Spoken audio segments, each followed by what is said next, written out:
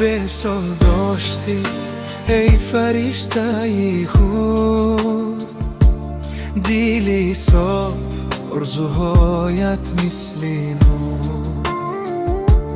به مکتب رفتی با خنده کودک، کسی ندانست که درد می آید ندر. کابل جان ای بی سری آسمانی، نامت میماند در دل جاویدانی.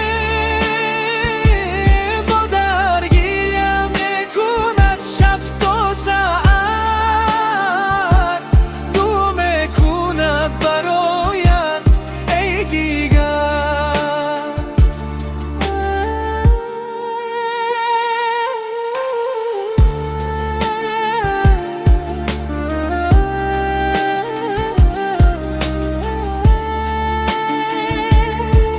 مادرت تو را با امید کلان کرد، با مهر و با آرزو رایت را نشان کرد.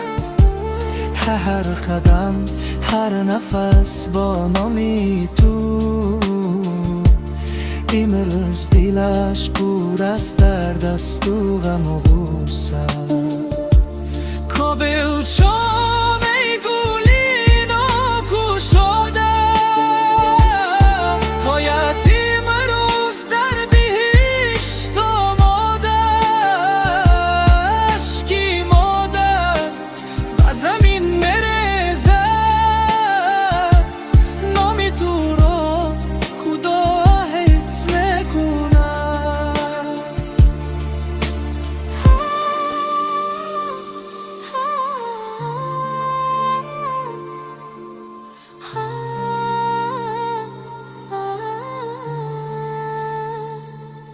ای کودک کی گهان تو را نفهمید، مهرت را کسی قدر نکرد ندید. اما در آسمان فرشته ها میدانند، راحت پاک است تو را آنها میگیرند. آرام بخواه